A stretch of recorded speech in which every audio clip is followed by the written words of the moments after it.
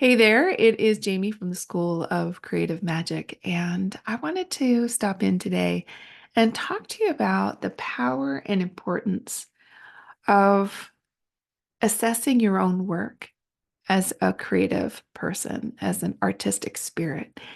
And part of the reason I'm thinking about this is I am currently enrolled in DJ school. Many of you know this already. And every week we have a mix to hand in. And as a part of that, I find myself constantly going back and listening to what I've made and listening with a discerning ear. And I wanted to talk about that. Also, too, I love in this program, one of the things they reinforce all the time, and I love this so much, I want to share it with you because it applies to all of our arts, is you're always better than your last mix. So you're always better than your last painting. You're always better than your last poem. You're always better than your last performance. You're always better than your last song. And that's because that song, that artwork, that performance, whatever it was, you learned through it. It grew you. You are a different person on this side than you were on this side. And so, one of the things that can happen is we can look back immediately and go, oh, wow, like, wow, I feel a little embarrassed by what was there. And, if you've been around here for a while, I'm going to invite you to lean into compassion instead without losing the discernment. That's what I'm here to talk to you about today. Because I really want you to consistently deepen the learning. So this growth happens regardless. This growth happens naturally. This growth happens by the very nature of creating, and that is a beautiful thing. Plus, like you can just take it this next level further by looking back and without a sense of judgment, like, oh, that stinks, or oh, I stink because look, I made mistakes, or that isn't perfect. So I must not be an artist. I must not be talented. I must not be gifted. I must not be skilled enough. Like, erase that off the whiteboard because it isn't helpful. It isn't helpful. The only thing it does is shut you down and make it harder to come back, build resistance, create pain. Now, this is counter to a lot of what we've learned because we've learned that being tough, like, oh, I'm not good enough, get better, drives us. And it does for some people, and it does to a certain extent, but at what cost? What if you can do it lovingly, compassionately, with an open heart, while not losing your brain? Right? Like that's the image we have, is that once we're a little kind-hearted or compassionate, once we let go of that push, push, push, then we're too soft. We're not worried about being skilled. We're just playing around. And that's not the case. Like we can be loving and committed to growth, excellence, and mastery. I'm so conscious of this. Many of you know I teach a program called Devotion, and it's 3 months of being dedicated to yourself as an artist and your artistic work.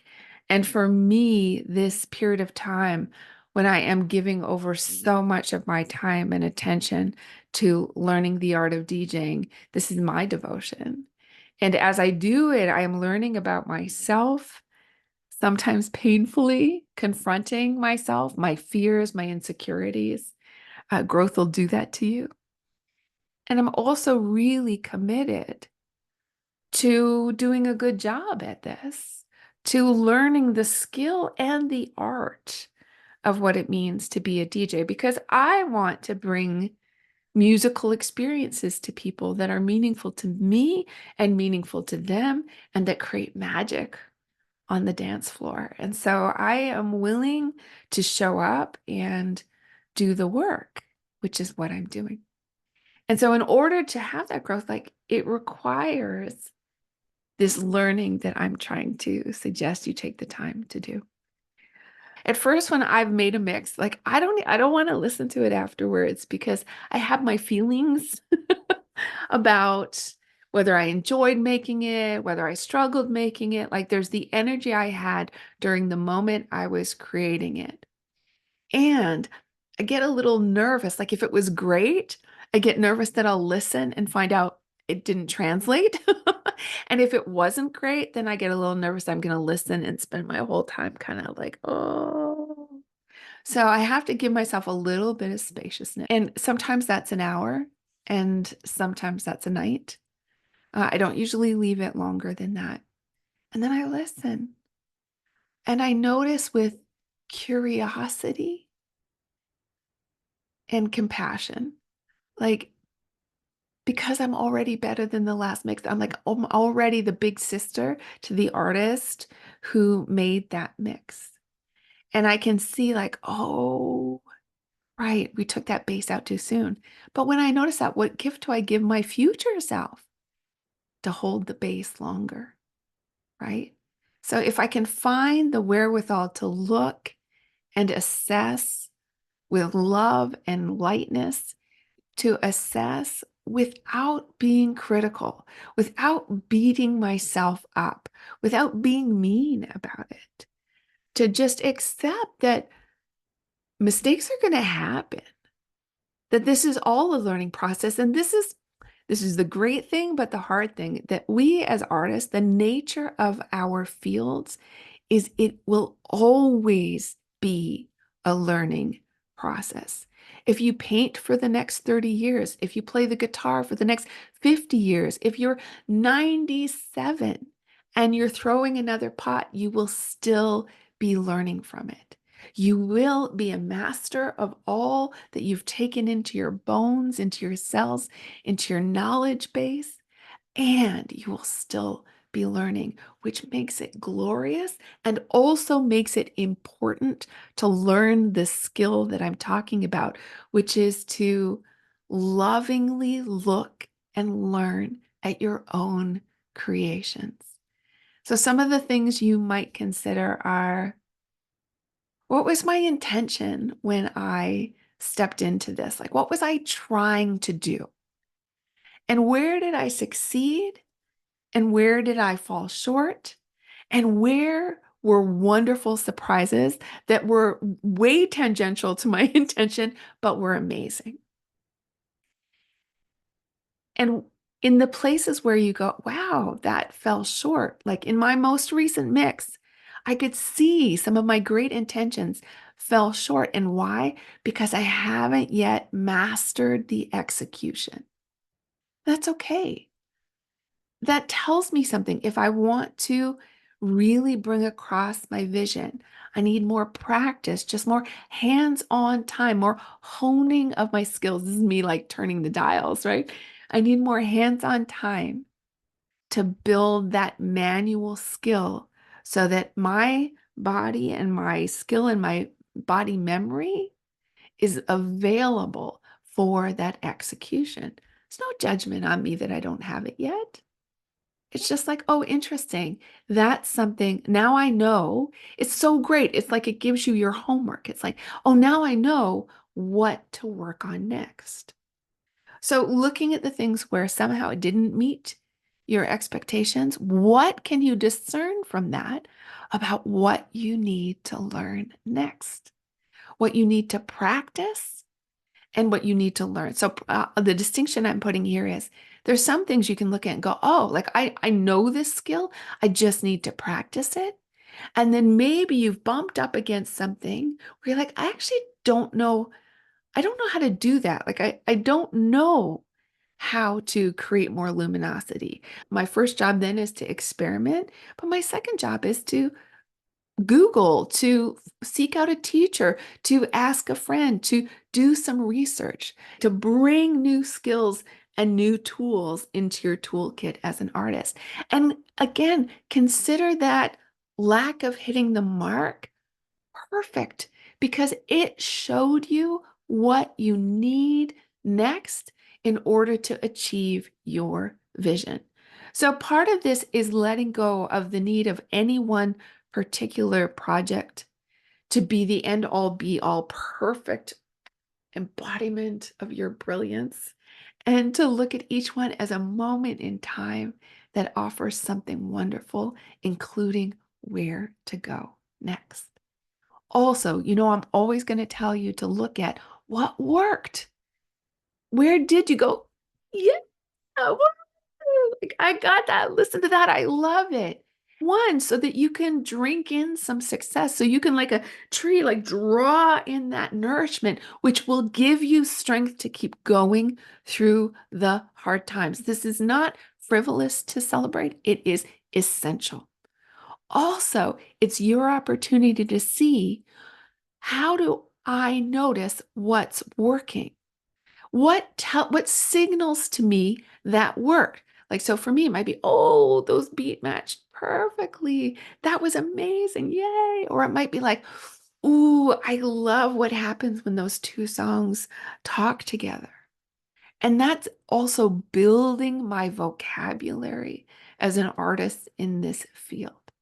So actually paying attention to the discernment to determine what really succeeded in your opinion, what did not quite measure up to what you hoped, how you can use that as homework to continue these things and even strengthen them, and to practice and learn on these.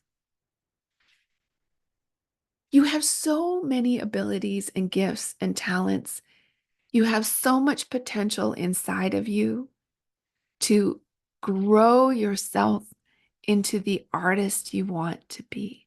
Like, that artist is in here, just aching to get out. And every skill you give them, every inspiration, every practice, every rehearsal, every project, you just allow her to build and build and build in strength and in power and in confidence. And this skill, it's a part of, for those of you who are in the studio, the Year of Creative Magic, we've talked about getting comfortable with discomfort.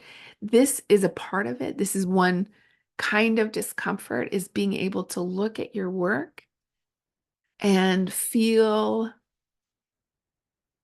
the places where you're less than happy with it, or to feel, sometimes we feel uncomfortable feeling all the joy and pride. We've really learned that we're not supposed to be prideful.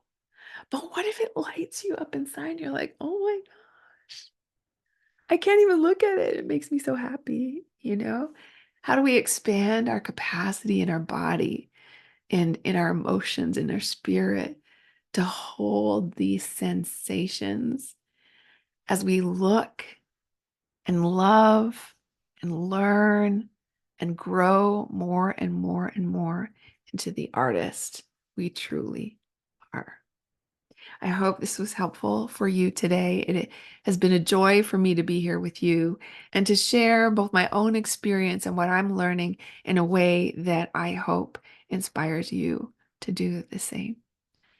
Have a wonderful day in your studio. Remember, your life is your studio, and you, my dear friend, are an artist. I'll see you soon.